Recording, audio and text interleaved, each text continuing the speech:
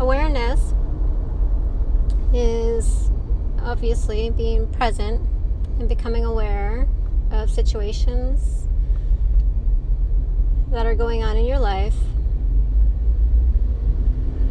and how you're responding to it.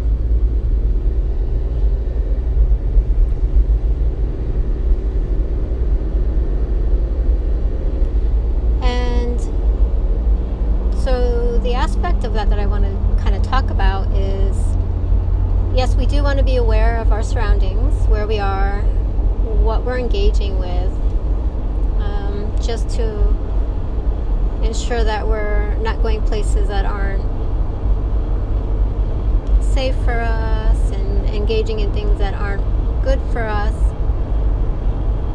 But the kind of awareness that I want to talk about is the awareness about the person that is right in front of you when you look in a mirror. That's the awareness that I want to talk about. So, becoming aware of what we're doing, how we're acting, how we're perceiving, what we're saying, what we're judging. Are we being our authentic, true self? Or are we running on patterns, beliefs, thoughts, past, old tapes that are running? Are they conscious or are they unconscious? A lot of times we're running consciously and we're having a great day, we're present, and then all of a sudden there's a shift and we shift into unconsciousness and we do something that we're like, oh, well, that wasn't good, or that wasn't nice, why did I do that? So that's a shift in consciousness from conscious to unconscious. And a good example of that is when we get into the car, we know where we're going, but as we're going, we shift into unconsciousness. Because then when we get to where our destination is, we look back and we're like, well, how did I get here? And it's the same thing. We shift into a state of unconsciousness instead of being present. So try this, for example, for a practice. Get in your car and be present the whole time until you get to your destination, and see how hard that is.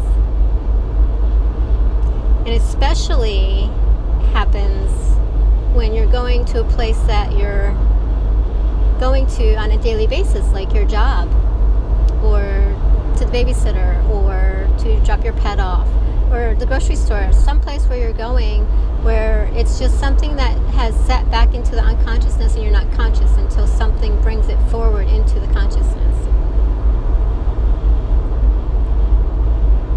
So that's the same thing about how we're going out on our day, and then all of a sudden it's almost like being on autopilot, and so we step into unconsciousness, and then something brings us back into our consciousness. And during those states of unconsciousness, a couple things are happening. Either we are not, because we are not present, we're either reliving something of the past, or it's a space where something can happen that's out of our control. So we may say something that wasn't appropriate, or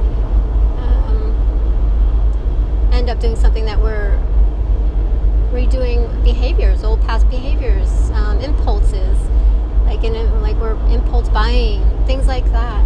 So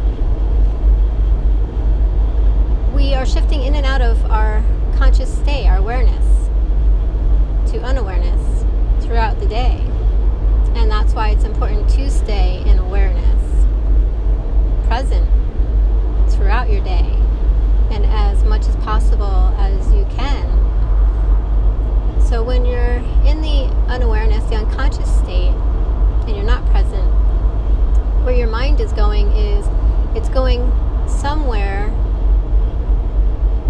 where it is playing out what it knows knows is past experiences.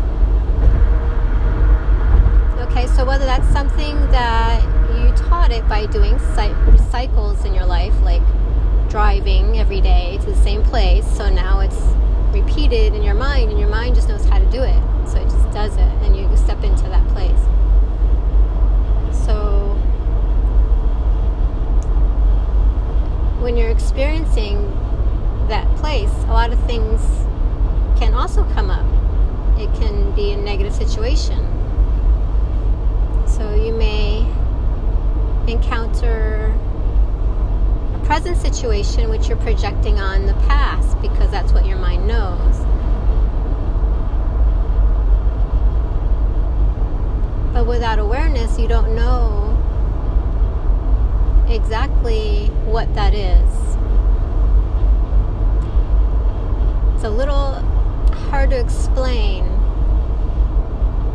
However, when you can step into being the observer,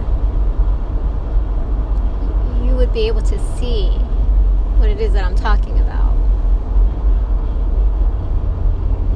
So here's an example. So I had, at one point years ago, I had an appointment coming in, a coaching appointment, and they didn't show up. They didn't call.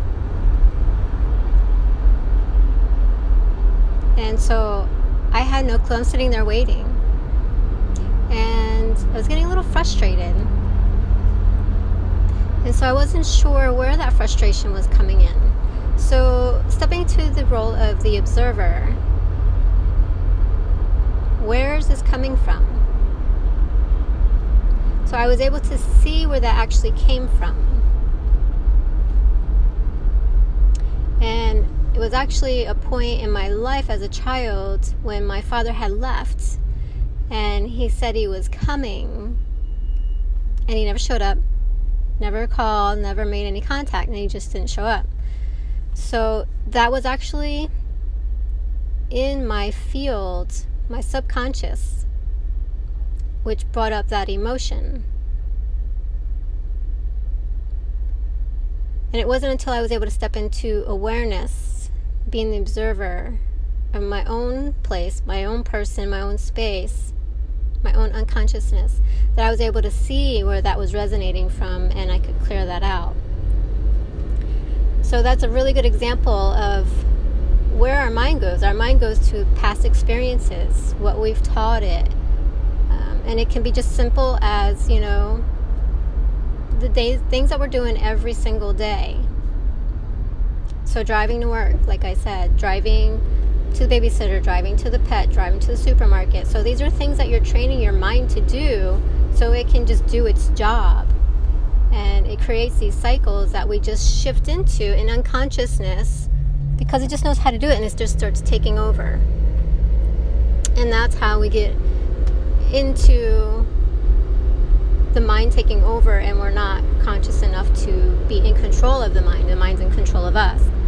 So this really goes deep in it. There's a lot to it. So presence is really important, and I know a lot of people talk about it because everybody's going through these awakenings, and I had mine in 2010. But presence is going to be very helpful as you're going forward. That way you're not reliving what is in the mind. And you're actually stepping in control of it, and the mind is not in control of you. So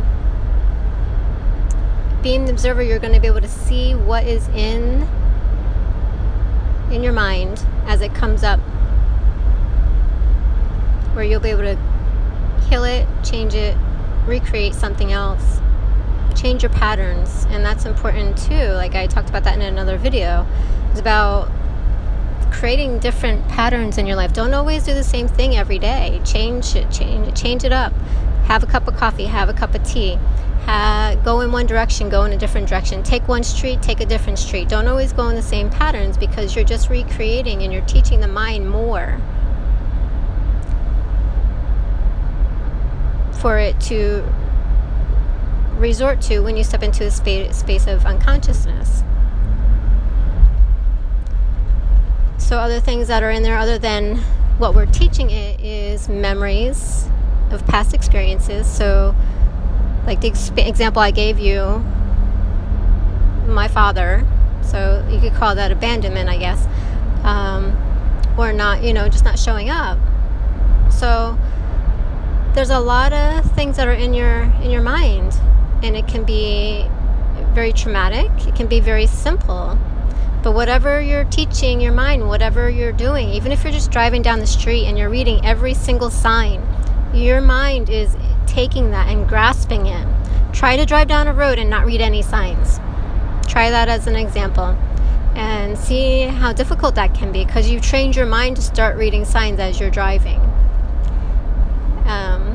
And just take notice of different things like that. Start becoming aware of your own space and your own person and how you interpret and live in this world, and how you be and become are in this world with the world outside of us. The other thing is, a lot of times we will, through the eyes that we see because of our mind, what is within our mind, what we end up doing is projecting on others. So if we've had experiences of distrust, and so we keep re-experiencing because we keep projecting it out into the world.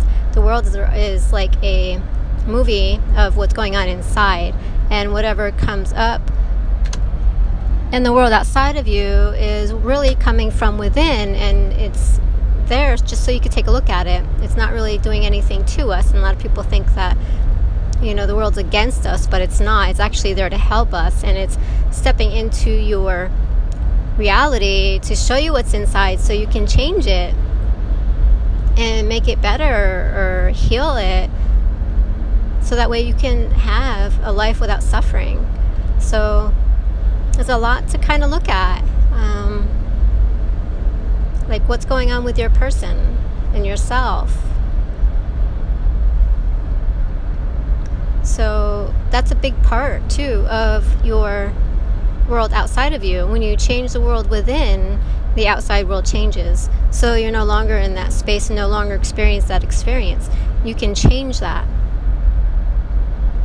And that's a misconception to a lot of people. Like they think that they can't change it, or they can't have what they want, or they can't experience what they want and be happy, and that's false.